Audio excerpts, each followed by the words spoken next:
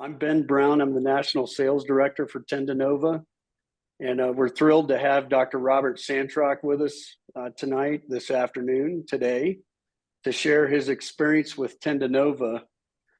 As you listen to him, we expect that you'll hear what we're so excited about at TendoNova. And what we're excited about is this, shifting the paradigm through which you view treating tendinopathy. A little housekeeping. Our plan tonight is to take questions via chat directly to Liam Glennie, our moderator.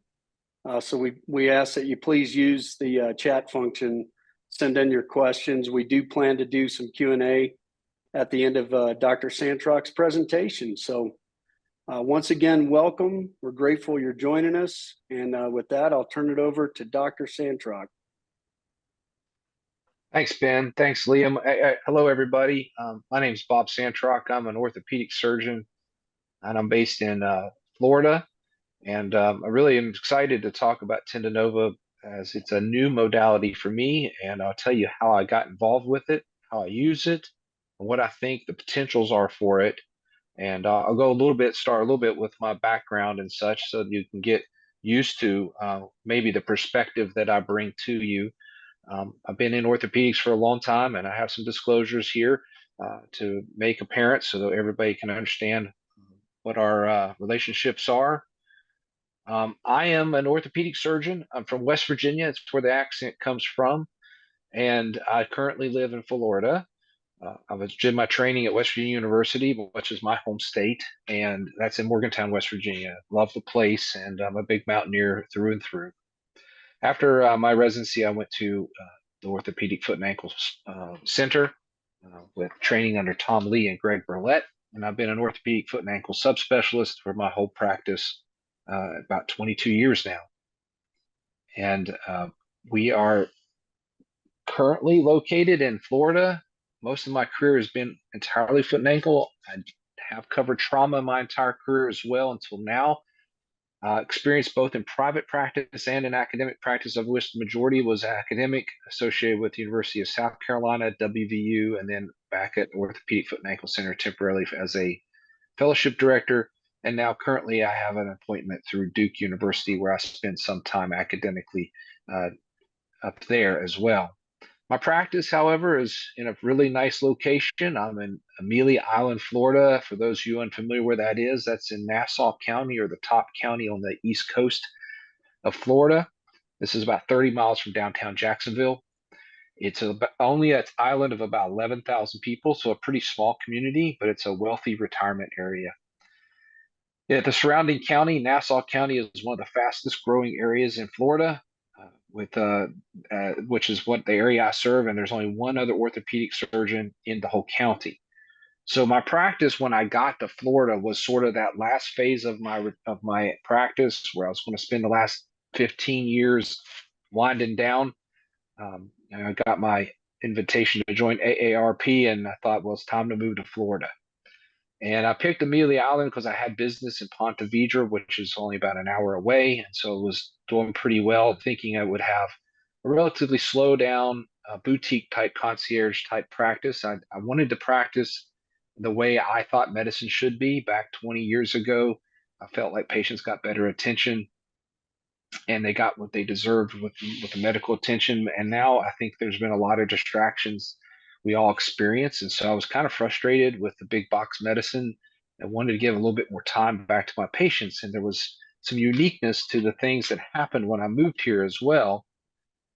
And my aspirations were only to be modestly busy. I do a lot of bunion surgery, and I thought that's what I needed to do and keep myself busy enough. But I quickly realized that my clientele in my area was a very active aging population, a retirement community that has people that are very athletic and stay relatively active for their age. So I wasn't expecting that. I hadn't never lived in Florida before. I knew there was a high retirement community, but I was really a little bit overwhelmed by how many people were there and how little orthopedic care they got.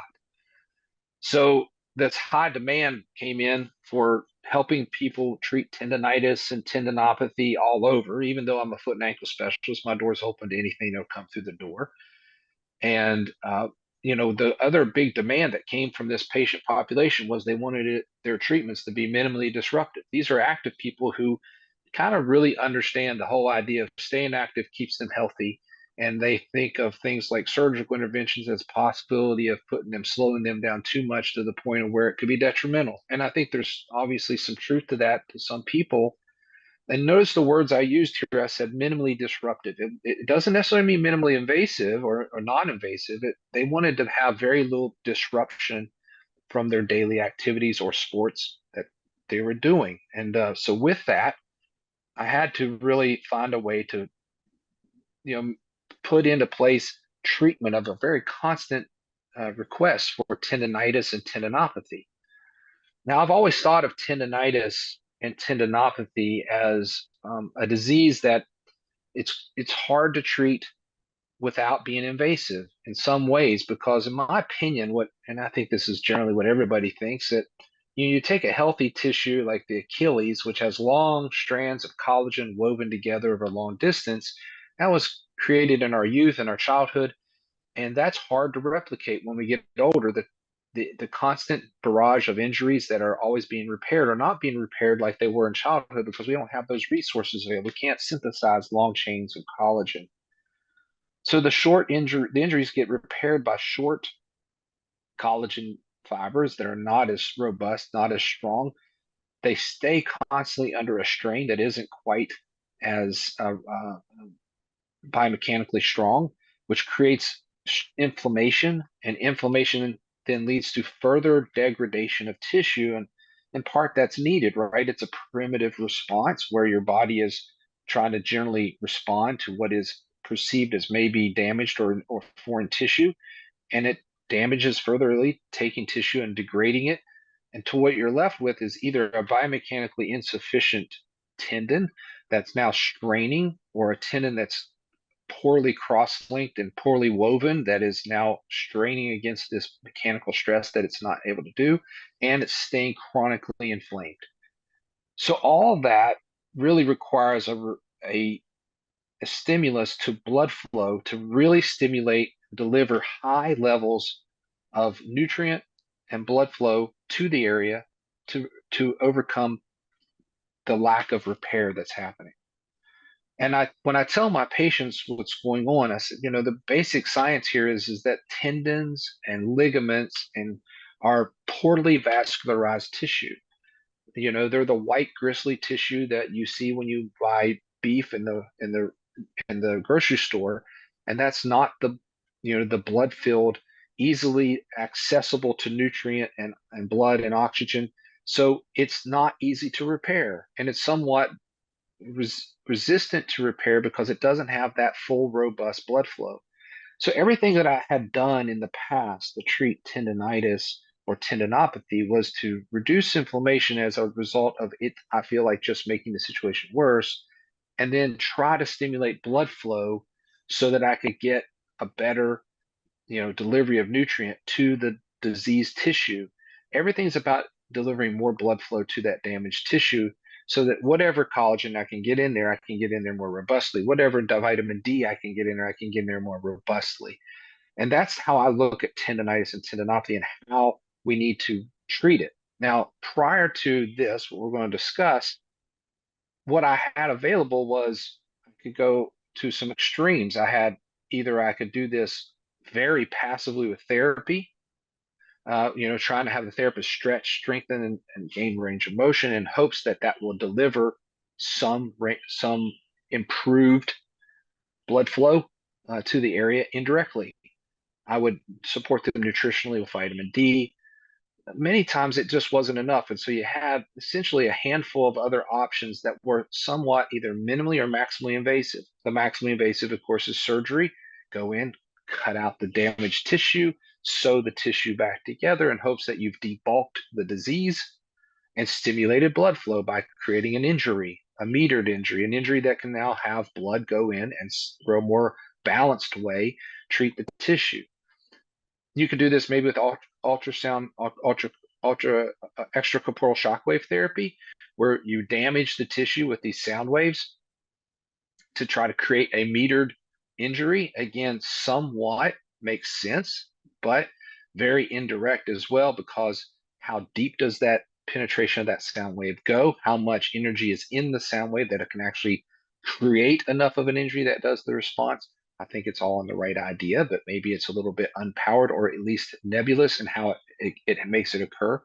And then in recent years, we've had a couple of different percutaneous type of treatments with tenotomy, such as ultrasound or electrified probes that could potentially do this. And again, we're moving it to a little bit more of a metered response, a little bit more direct. Maybe you could see it, but somewhat cumbersome in the idea of how does an electrical loaded probe know how much energy to deploy on good or damaged tissue, how much ultrasound is okay to do, and how much water flushes through.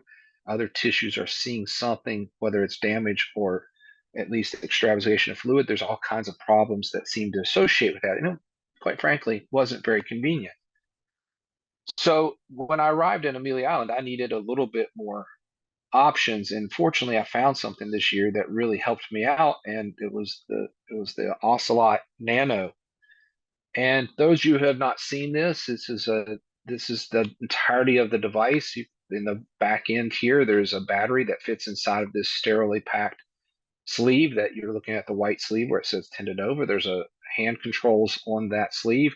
Attached to that is a Francine needle, which is essentially a tattoo needle. So inside of the cylinder of the hypodermic needle is a Francine blade that comes in and out under power, and it's going to then create a mechanical debridement or mechanical stimulation to the tissue.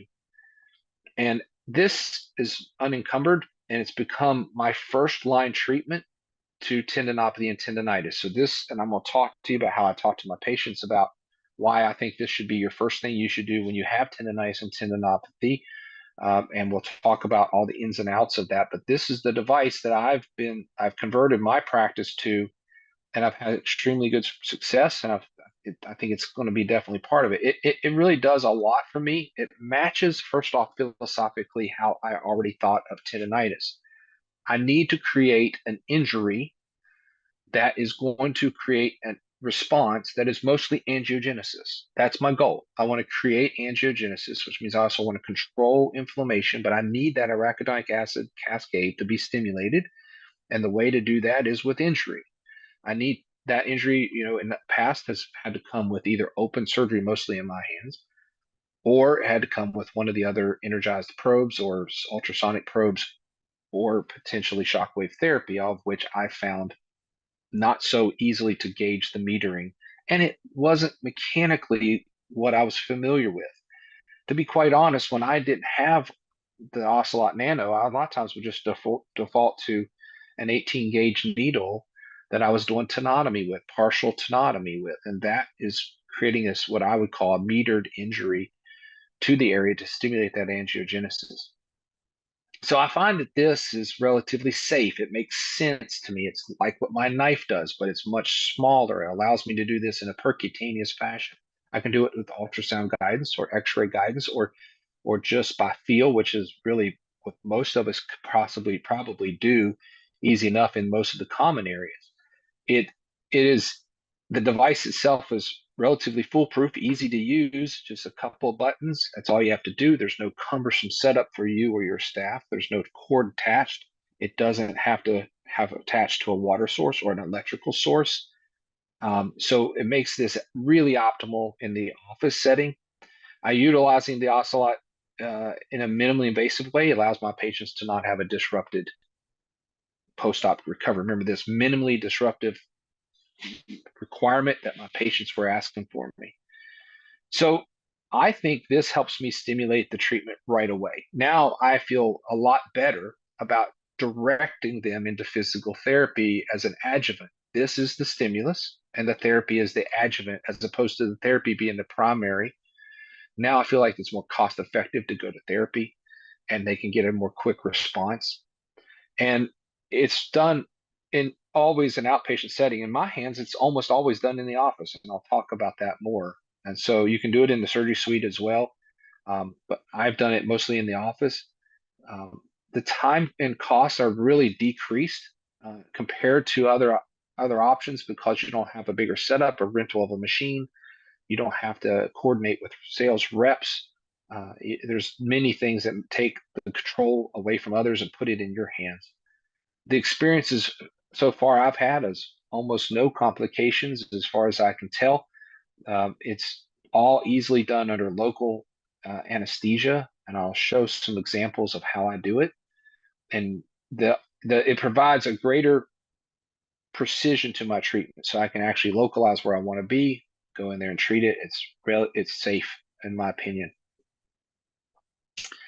The needle can be separated from the Francine blade, and it allows you a single portal to then accompany this with other treatments. In my hands, PRP is often accompanied with this, almost always.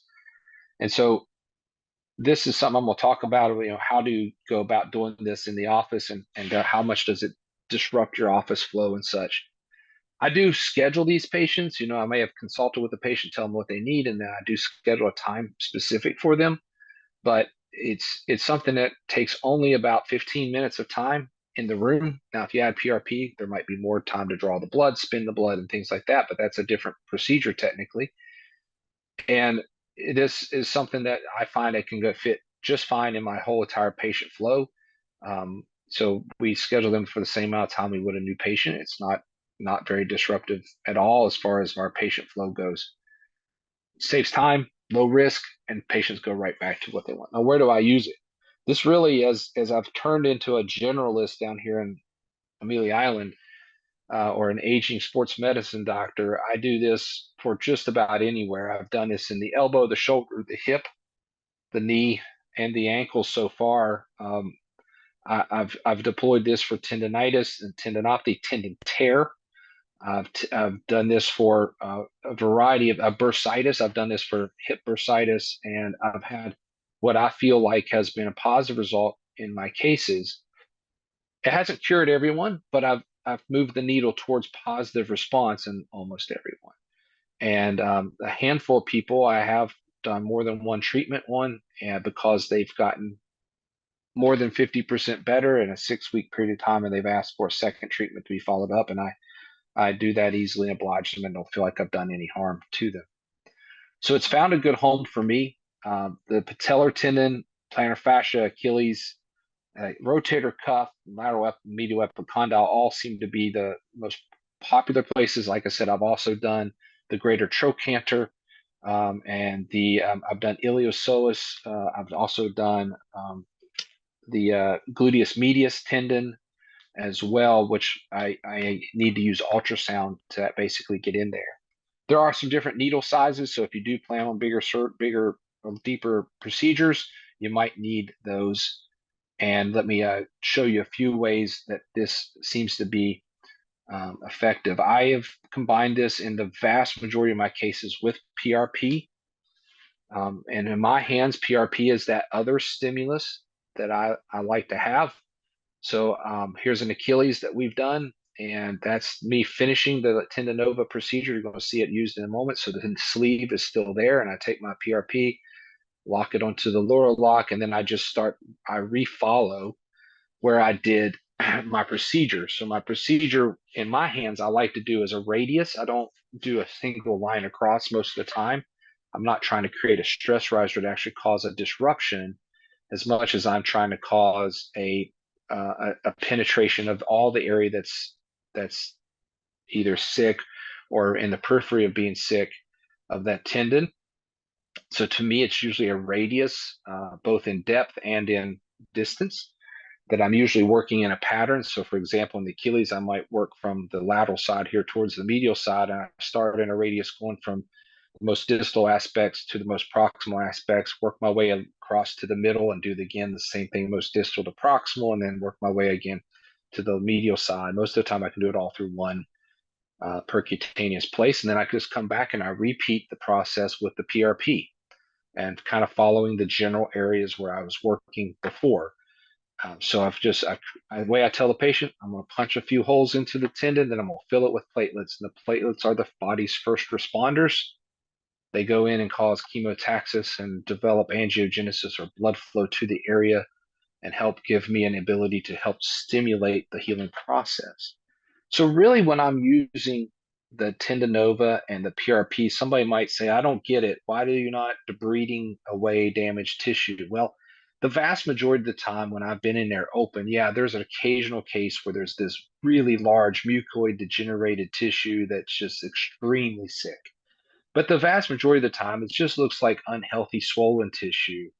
And whatever the sick mucoid degenerative tissue is there, it's not the majority. So the scaffolding that's there is still relatively good. All I need to do is reinvigorate it and make it, have a better blood flow. And so that's really how I'm going about and doing it. And with that, I think that that's really the methodology that maybe speeds it up in my personal opinion, that I'm not actually causing a hole in a tendon that's got to then fill in with what only thing I have left is short cross-linking collagen. I don't have big long fibers any longer. And I think this, what I'm doing away with is this need to sew something back together. I'm not going back in there and filling a void that I took out with my knife.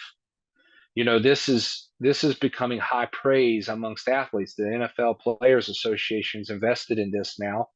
They consider this a very top line treatment for their players. They've actually made statements to the fact that they believe that the investments in companies such as TendoNova are crucial for the future of the NFLPA and helps protect their players not only during their playing years but also and beyond.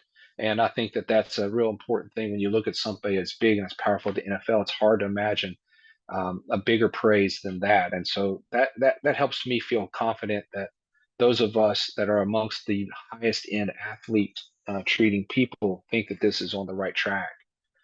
Lateral epicondylitis, this is done. It can be done. I can do this by feel. Here's an example where it's being done under ultrasound. I do the medial side under ultrasound because the nerve is there and I like to make sure I can see it.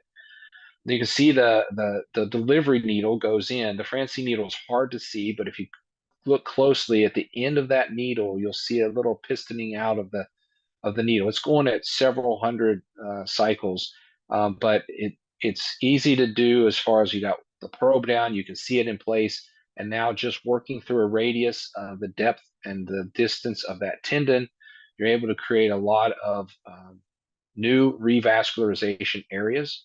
I guess I think it's sort of akin to when I'm doing joint preparation for an arthrodesis. I'm going to create a bunch of channels that blood and elements can travel through or become stuck through that allow me to move on and get this healing there. Here's the patellar tendon being done, which is another common tendonitis. And again, what before would have been just indirectly treating with NSAIDs and maybe a trips to therapy, maybe some phonophoresis, this is getting just minimally invasively able to get into a much more significant amount of stimulus to that tendon that's needing the debridement. And this is a relatively easy process here. I personally don't set up completely sterile like this. I just paint a large betadine field. Of course, keep my needle sterile, and I'm never touching the needle except for when I unlock and lock it with the PRP. So to me, I'm not quite as sterility technique as this is shown in this video, but of course, I think you use your own judgment there. This is really just nothing a whole lot more difficult than an intra-articular injection that we do every day in our office. The last video I'll show you is me and my assistant doing the Achilles again. We showed you the PRP. So just before the PRP was placed, this was the TendoNova device in, and I'm just showing how my hand is going to move, and then I'm going to get in the way of the camera and you can't see, but I'm basically going to move my hand in a radius, not only of circle around the medial to lateral distance and proximal to distal distance of the insertion of the Achilles, but I'm also going to go in and out as a pistoning technique to get deeper and then superficial and deeper, superficial and deeper. I'm going in different directions every time. I do it in bursts. I put my finger on the pulsating trigger, and I do little bursts each time I'm moving the needle. I don't keep it on continuously.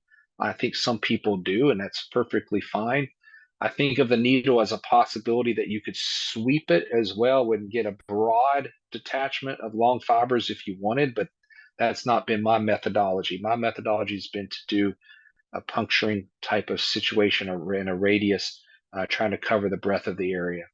So the summary that I want to tell you is that to me, this is the first line treatment for tendonitis and tendinopathy. To me, if I had a tendinopathy that didn't resolve within a couple of days, of tendonitis, that would have this done. This is going to really greatly accelerate. It is physiologically matching how I want the tissue to heal. I'm going to go directly to the stimulus, directly to this metered controllable injury that's going to directly stimulate angiogenesis. And in my hands, I try to have the patients always enhance this with PRP. I believe that's the chemotactic and biologic source that can help, combine together. Um, I find it easy for me. It doesn't disrupt my patient flow. I find it easy for my patients, and it's been cost effective both in the office and ASC. And there's it's good reason to think that this is a device that can give you those complements. I didn't want to take up a whole lot of your all's time tonight, so that was about 20 minutes. We have time for questions, and we can go from there. I can review anything else or discuss anything else further with some more time here. And of course, we'll welcome anybody trying to contact me if you want to screenshot that and get my email. You want to go to my website and see what our orthopedic practice is like. Happy to make new friends and go along that way. But Liam, do you have any questions that have come in that we need to address, or anything that came up during the presentation that you wanted to address? Yeah, we've got a lot of great questions coming in. Thank you, everybody. I also, just for any inquiries after the meeting, I wanted to get Ben Brown's contact information out. It's in the chat here as well. I just put that out there so everyone can see that. The question that's come up a couple times now in the chat is this average cutting time, debridement time, and how you're determining that. So yeah, I guess just generally on that front. Yeah, the feel, there is a feel to it. I don't think that there's a science to it yet.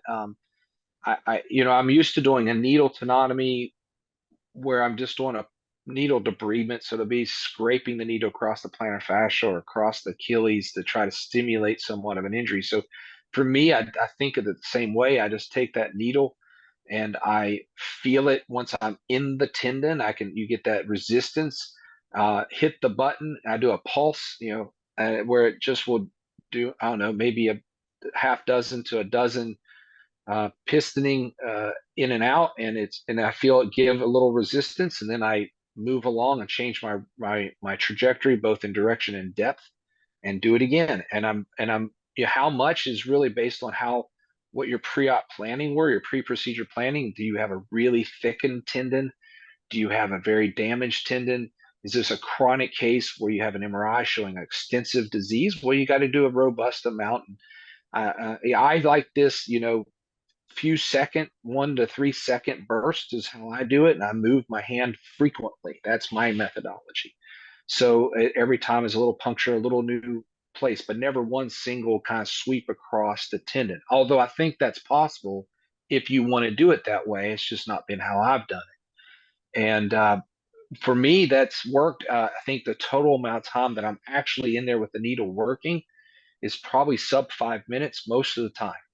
I don't think it's a whole lot. I think that it's very tolerable. I haven't had patients squirm or have resistance to it. I do numb them up with 0.5% Marcaine before I do it, let it sit up.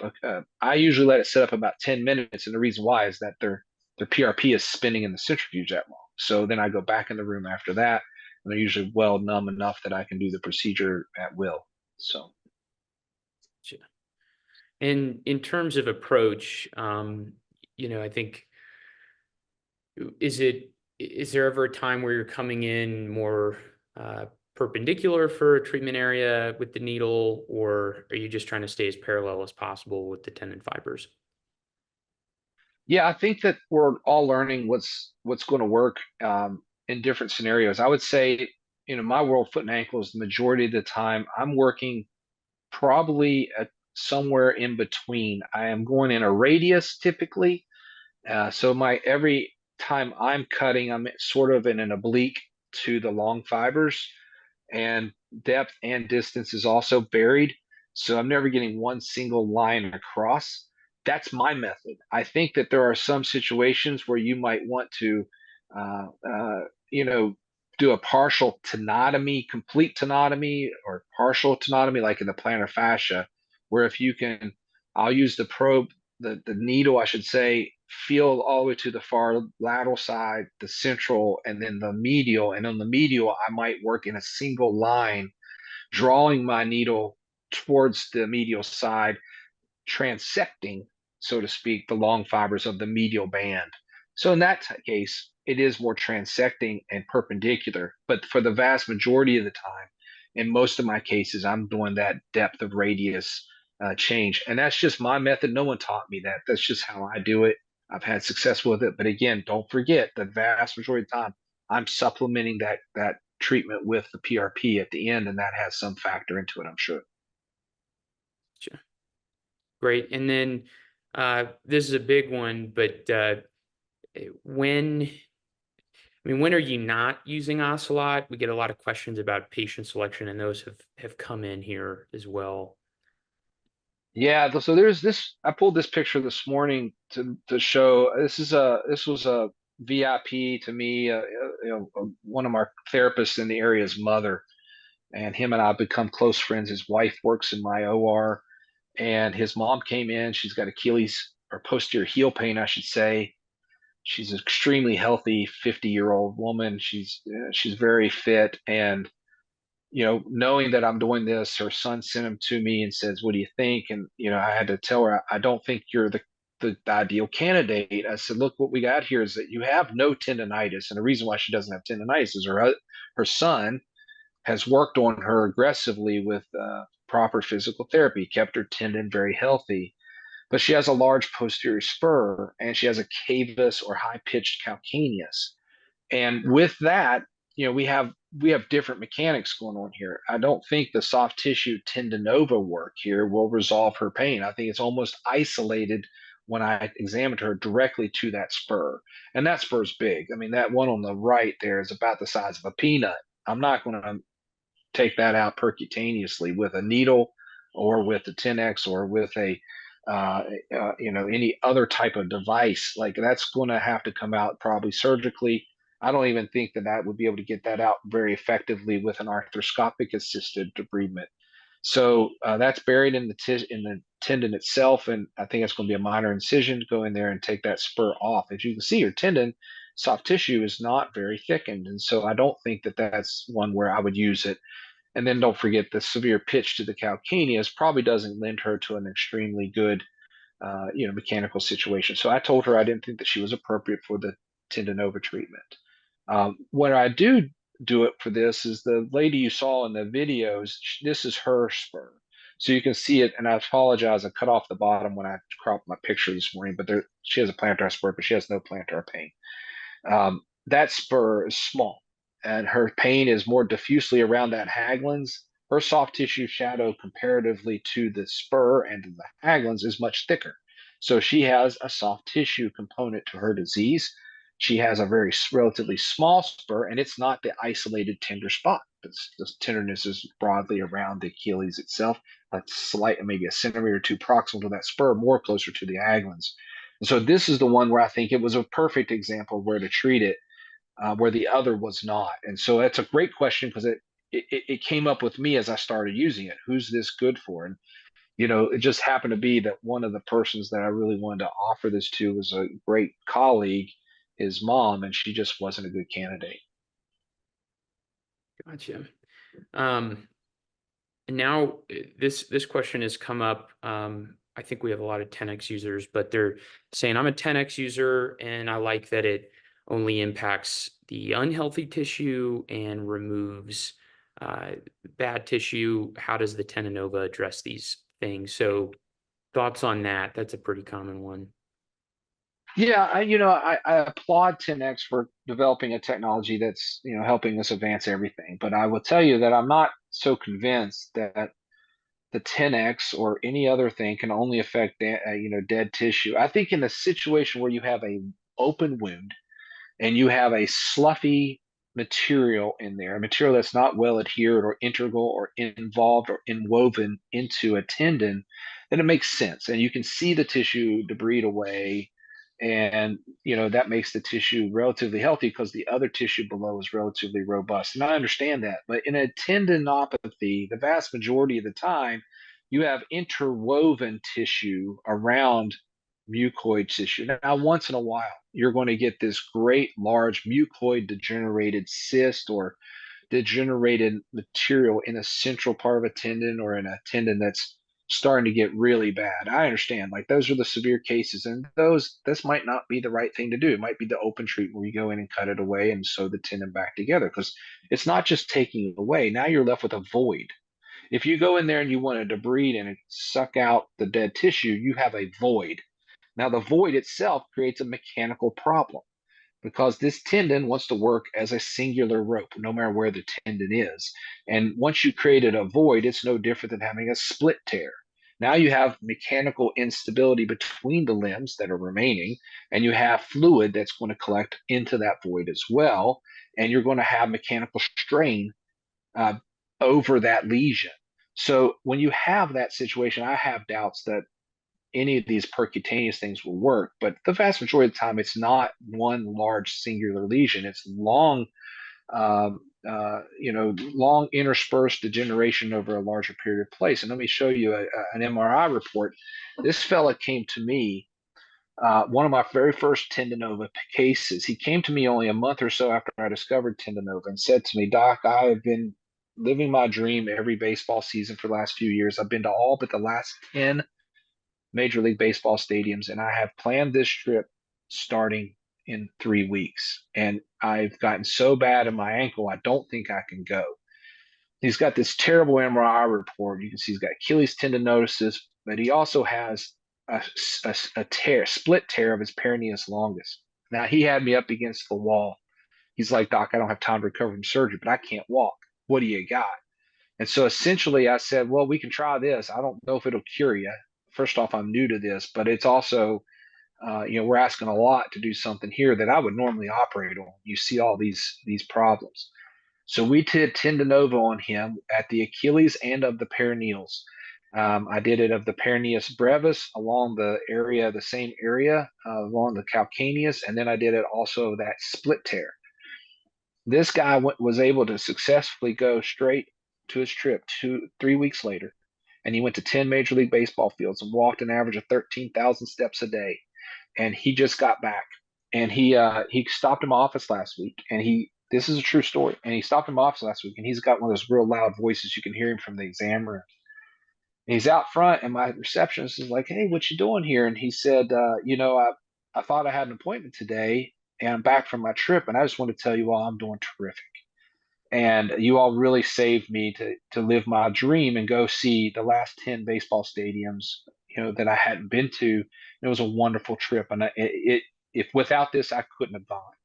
And we actually didn't have him on the schedule that day because we had made a mistake and not booked him in, and he was supposed to be. But he says, "Look, I'm doing great. I just tell you from the reception area here, you guys are great. I'll be back if I need any help, but I'm fixed." And he just pulled his pants leg up, showed me his ankle. He had no swelling, and he was terrific. He was squeezing his Achilles and saying, "Look, it don't hurt anymore." So yeah, do I think this is normal? I mean, I got lucky, I think, but that's a pretty good testament that no matter what I did, I was probably making him better to some degree with this methodology. And I think it worked out really well in his case. And will he have problems in the future? Maybe, but he's perfectly happy. And at the moment, I think we're going to just ride out this success. So that just gives you a little bit of an example of what sometimes this can really do for you. That's great. I have a bunch of great clinical questions coming in. So thank you, everybody. I'll just try to get through as many as we can. This is a really good one. Have you found Ocelot plus PRP to be more effective than simple needle fenestration plus PRP? Yes. Absolutely, I have. Needle fenestration was my norm going into this, and when I found the Ocelot, what I found about it that first off, it felt more appropriate. I was using a tool that was really designed to do a needle tenotomy. I felt like I could, really officially bill that CPT code and not feel guilty that I was, just doing a shot, of some kind. And I feel like it's been, it's more controlled now that I put my hands on it. I can actually feel I have a lot more control, not only where I'm using it, but robustly how I'm using it. I can control how much I want to use it as opposed to having to, with the needle, I felt like I really had to drag the needle across something to just really get it effective. Now I can drag it across and I can puncture with it. And that to me has been a more control. That added it more confidence for me. What I've observed, and again, I'm a scientist. I've published hundreds of articles at this point, but I will tell you anecdotally from the last several months, 6 months that I've been doing this, the observation is it feels to be more than what I was able to achieve before. I would say at this point, like I would say almost, and I would say almost because not every patient's followed up, but I would say almost everybody has improved. And they've improved to the point where they only needed one procedure. So my selection has been good, and the patients have done well. So to me, that's been my observation. I will continue to do it, offer it. I highly recommend my patients to take the PRP as well because I think it's both the mechanical, physical part that I'm doing with the Ocelot, but then the biological part I'm doing with the PRP, I believe makes the most scientific sense. But if someone tells me I can't afford the PRP and I only can do the Ocelot because I can bill that to my insurance, I'm happy to do it because I still think it's better than doing nothing, and still better than just doing physical therapy and doing something indirect. So yes, my experience has been it's been better in my hands. Great. Thank you for that. Another great clinical question. If you treated an athlete for a knee patella problem, how long would you hold them from return to play?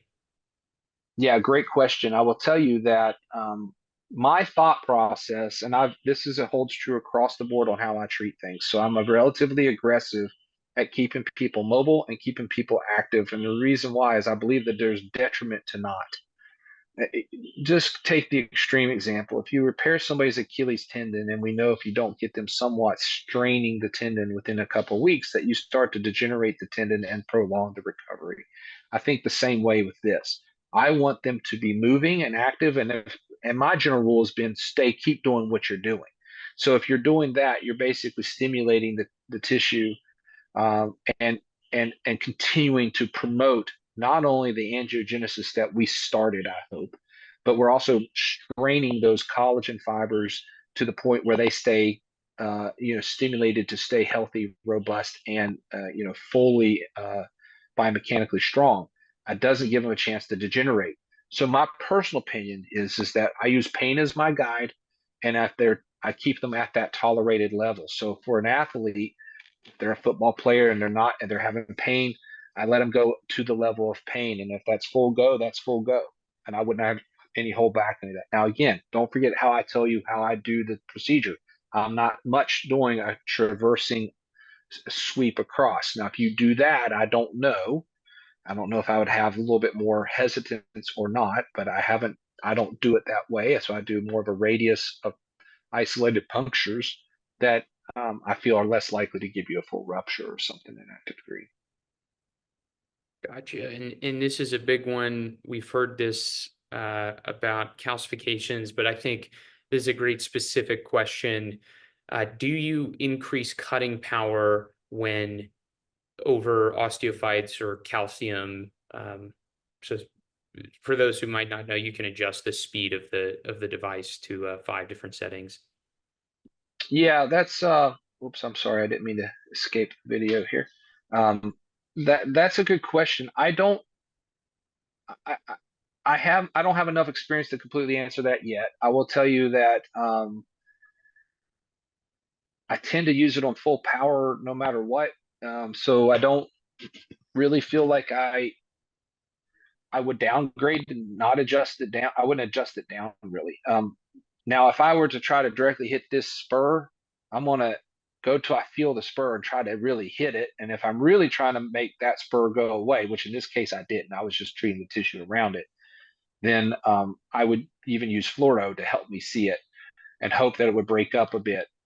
Now then the other one, I don't think you're getting rid of this. And if anything, you're probably going to just create debris that might have more of a chance of calcifying even more densely. So I think you use caution on that for now. Now, I would love to see a device that's made a little bit larger that would have a little bit broader of a reach. And I think, I've talked to this with some people that, that might be something they would be interested in exploring in the future.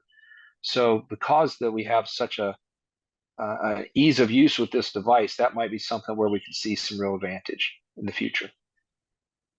Gotcha. Great.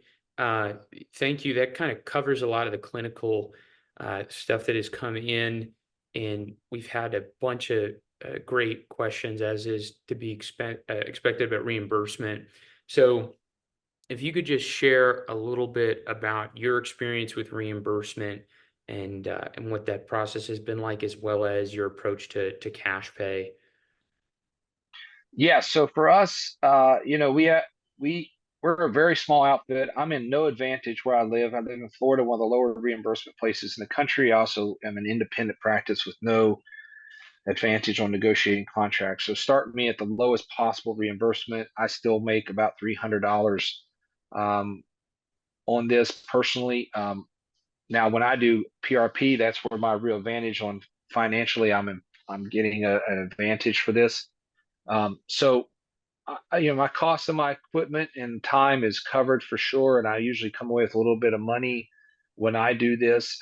I think if anybody had any better contract negotiations, if you're affiliated with a larger group that had bigger contract negotiations or affiliated with hospitals, then you have a much bigger reimbursement than I can get. But even for me, I find it to be affordable.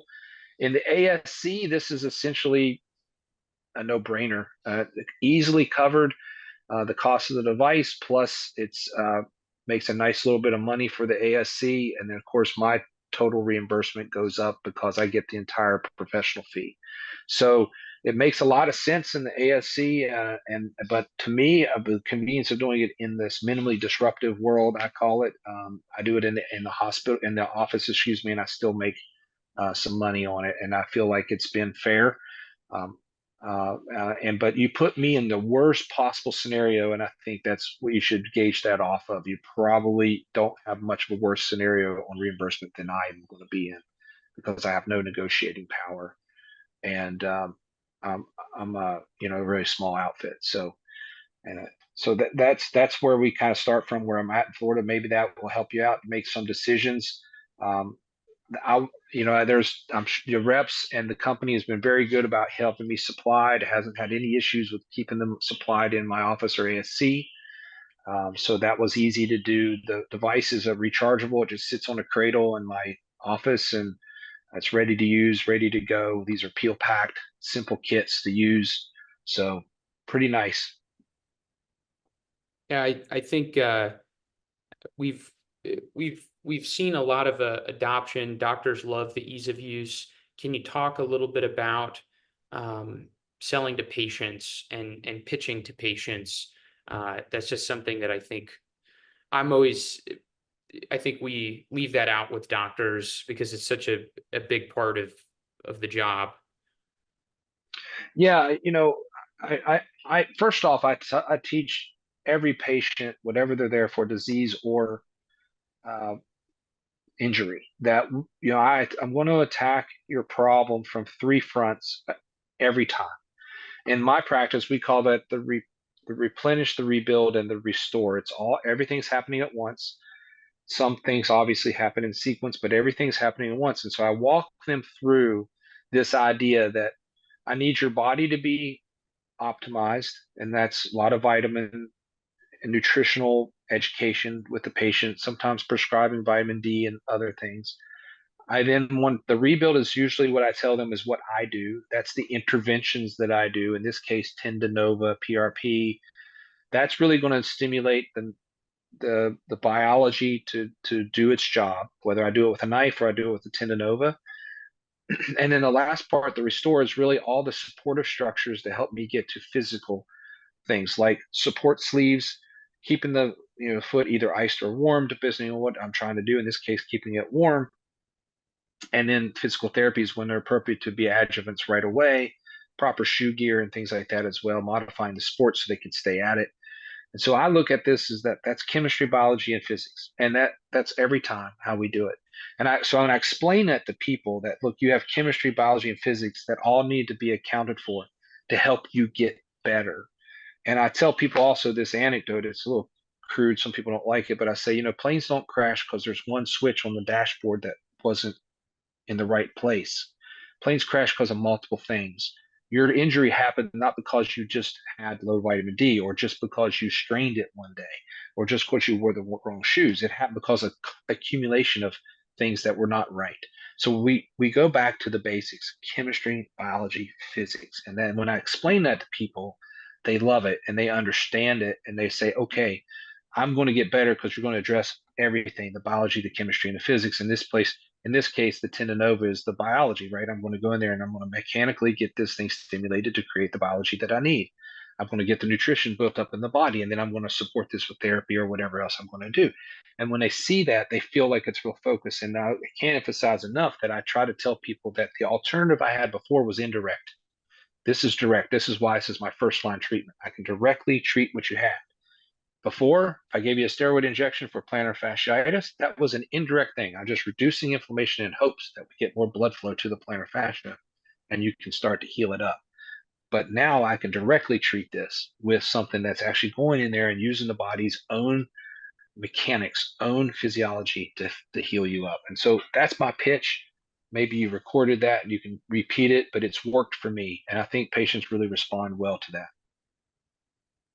I think that's great. In terms of the flow with the patient, what is the time? It's almost like you're cooking, like it's all timing, right? So you've got the numbing and you've got the PRP spinning. What is that process like ideally for you with Ocelot? Yeah, well, this is my exam room here. You can see we have 4 exam rooms. This is my big exam room, and typically our patients we allot if we schedule it, we allot 45 minutes if we're going to do a PRP with it. And so the way a patient comes in, the medical assistant will draw their blood, take it to the back, put it in a centrifuge. As soon as she puts it in the centrifuge, she comes and gets me. I go in the room and I numb up the patient's treatment area, which takes me about 2 minutes. I go back, see another patient or two, and 10 minutes that spin down happens. I go back in the room and I treat, which takes me under 10 minutes. Usually 5 minutes to treat. Then they get 5 more minutes, but the bandage is on. So I'm being generous when I say that it takes 45 minutes for a room to be occupied. In our hands, now that we have the routine down and usually the blood draw is pretty quick, our girls have gotten, I don't mean to be derogatory, I only have females working for me, but our staff have done terrifically with drawing the blood, and it's really in and out really fast. That's with PRP. So without PRP, this is really fast. I mean, it's basically I go in the room, I numb them up. That takes me 2 minutes. I probably have time to go see a post-op patient real quick, and I come right back 5 minutes later. I do the treatment, done, out the door. So it's a really fast process. For me, I have found it to be, we've talked to the patient ahead of time. We tell them what to expect and we tell them what to do. In my personal opinion, when I'm doing these, I like to hold NSAIDs. I don't do that for bleeding. I do that. I don't want any platelets, whether I add PRP or not. I don't want platelets to be inhibited. I want them to have that stimulus. I want the arachidonic acid cascade to be deployed and have all that angiogenesis possible. I ask them to use heat afterwards so that we stimulate blood flow. I ask them to stay active, keep moving, and a lot of times things like especially shoulders and elbows, I put them in therapy so that we're getting the max return on that. But I hold things like phonophoresis and steroids and NSAIDs so that we're not diminishing that angiogenesis response. So it's pretty darn fast in the room. And I missed this one, but any contraindications here with the Ocelot? I mean, the obvious ones make sense, right? I still think you need to be cautious with people that have had an infection, neuropathy, and vascular issues. And I say neuropathy because there's always every patient that has neuropathy has a potential to make their situation worse, right? We don't know 100% what causes Charcot responses, but we know that sometimes it's an injury that does so. So I think somebody's densely neuropathic, I wouldn't do this on. Somebody who's got obviously vascular insufficiency, even poke holes are problematic, so I would avoid that.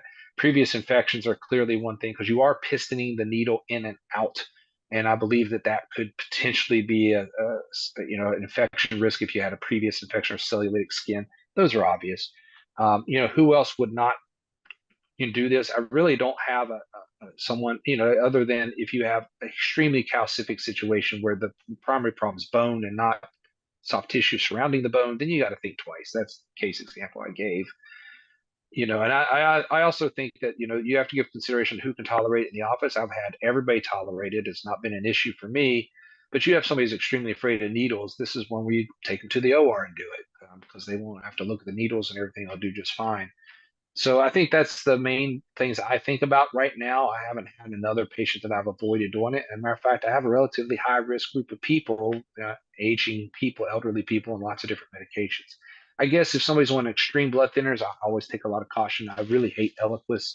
I think it's the evil thing that's been created in this world for orthopedic surgeons, although it's probably saved the millions of lives. So I'm probably pretty cautious about people on Eliquis, although I haven't to date not done it. I've done it and I've had trouble, but I will tell you, I think twice. So, Gotcha. And this is going out with a bang here, a little bit of a larger question, but if so, it's in regards to reimbursement. I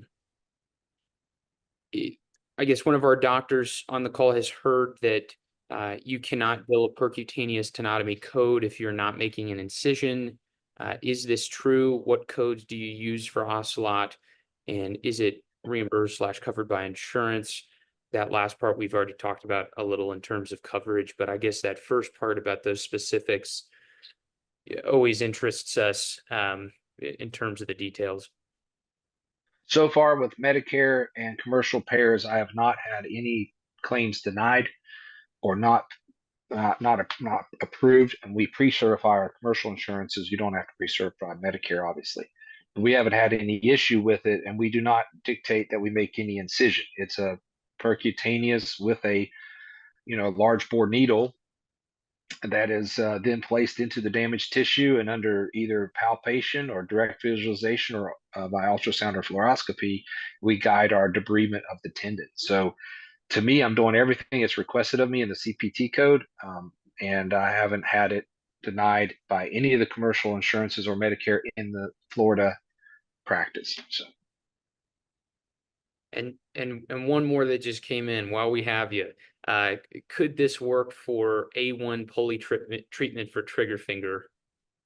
I think it's an excellent question. I was almost put a slide in there for some new procedures, and I do think, I'm not a hand surgeon, so I'm not quite there, but I do think it could work. I think you definitely would have the power to transect the A1 pulley by placing it under ultrasound in the A1 pulley and pulling up against the resistance of the hood of that pulley. I think it could be done. This is a picture of my wife's second MTP joint. It's upside down, so this is the phalanx, the toe going this way, and this is the metatarsal head, and this is the plantar plate, healthy, torn right here. And so this arrow I draw, I'm gonna do this next week. I'm gonna actually come in from the bottom of the foot, the toe's gonna be bent up, and I'm gonna go into the plantar plate under ultrasound, and I'm gonna hit it with my TendoNova here, and I'm going to reverse direction. I'm going to hit TendoNova here. I am going to do PRP with it as well. She had PRP, and I got it this good. It was inflamed all the way back to here before, and her other side, she had no tear, but she had synovitis. She has rheumatoid arthritis. That's why she got the plantar plate injury.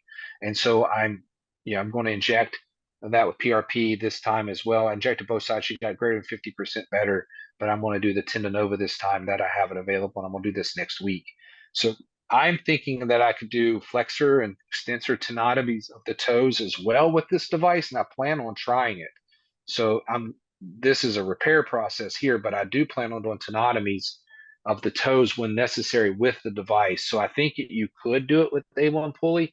I do think it'll be strong enough. It will take, a minute or two of constant, probably, using the power to get it to pull, but it'll be just a poke hole. So it'll work pretty well. And you can see it under ultrasound if you wanted. Fantastic. Well, that's thank you so much. That's going to be it for us, everybody. Dr. Santrock, thank you. You were just excellent with this and answered all those questions without skipping a beat. So that was awesome. And anybody on the chat here with colleagues that didn't get to make it, we are going to be posting the webinar, so they will be able to watch it. And I'm sure we can do some clips and highlights for those really burning questions that we saw a couple times in the chat. So thank you for participating and getting us some great questions. And Dr. Santrock, thank you so much again. Thank you. It was a pleasure. I hope everybody has a great evening. Thank you very much for joining me tonight.